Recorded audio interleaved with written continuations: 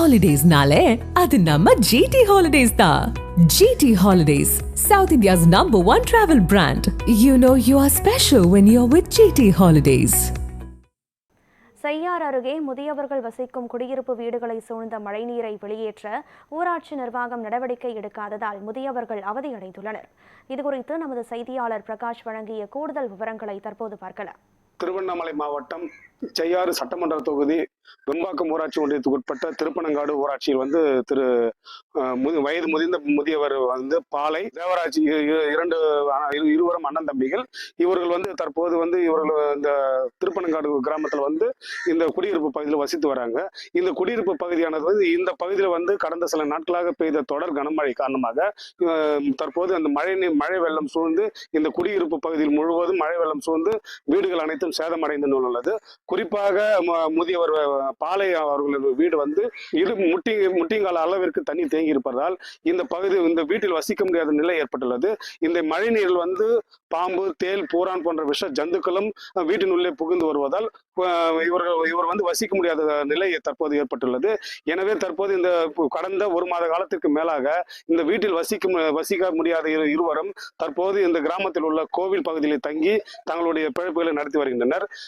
தங்கள் குடியிருப்பு பகுதியில் சூழ்ந்து கிடக்கும் மழைநீரை வெளியேற்ற திருப்பனங்காடு ஊராட்சி நிர்வாகத்திற்கும் வெம்பாக்கம் ஊராட்சி ஒன்றிய நிர்வாகத்திற்கும் இந்த வயது முதிர்ந்த இருவரும் சேர்ந்து பல்வேறு மனுக்கள் அளித்தும் முறையிட்டும் கோரிக்கை விடுத்தும் இதுவரை வெம்பாக்கம் ஊராட்சி ஒன்றிய நிர்வாகமோ திருப்பனங்காடு கிராம ஊராட்சி நிர்வாகமோ நடவடிக்கை எடுக்கவில்லை என்பது இவர்களுடைய குற்றச்சாட்டாக உள்ளது. எனவே மாவட்ட நிர்வாகமோ இல்லாட்டி தமிழக அரசோ தலையிட்டு இந்த வயது முதிர்ந்த முதியவர்களுடைய நிலைமையை கருத்தில் கொண்டும் தற்போது இவர்கள் நடக்க முடியாத சூழ்நிலை நிலவி வருகிறது.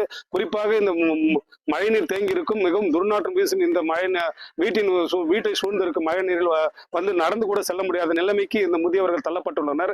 எனவே இவருடைய முதியவர்களுடைய கோரிக்கையை ஏற்று இந்த பகுதியோடு தேங்கி இருக்கும் மழை நீரை வெளியேற்ற தமிழக அரசும் மாவட்ட நிர்வாகம் விரைந்து நடவடிக்கை எடுக்க வேண்டும். மேலும் தற்போது பருவமழை காலம் தொடர்ந்து நீடிக்கும் என்பதால் முதியவர்களின் நிலைமையை கருத்தில் கொண்டு அவர்களுக்கு அரசாங்கம் ஒரு வீடு ஒன்று கட்டித்தர நடவடிக்கை எடுக்கப்பட வேண்டும் என்பது இவருடைய முக்கிய கோரிக்கையாக உள்ளது. நியூஸ் 7 தமிழ் தொலைக்காட்சி செய்திகளுக்காக வெம்பாக்கம் ஒன்றியம் திருப்பனங்காடு பகுதியிலிருந்து செய்தியாளர் பிரகாஷ். சாமி, எங்களுக்கு குடியிருக்க இடம் இல்லை, நிற்க இடம் இல்லை.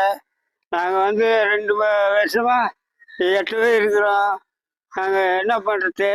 அது உங்கள் தர்மம் என்ன செய்யணும் செய்யுங்க சாமி. குடும்பம் இருக்கிற இடம் வீட்டில் தான் இருக்காங்க. அது ஏற்கனவே அரசாங்கம் கட்டி விட்ட வீடு தான்.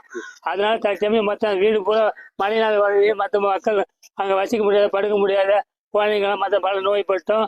நான் டிபி மற்ற நுரையில் சம்மந்தமான நோயை அடிபட்டு நாங்கள் அங்கே மழை பெஞ்சு நஞ்சு வீட்டில் இருக்கிறேன்.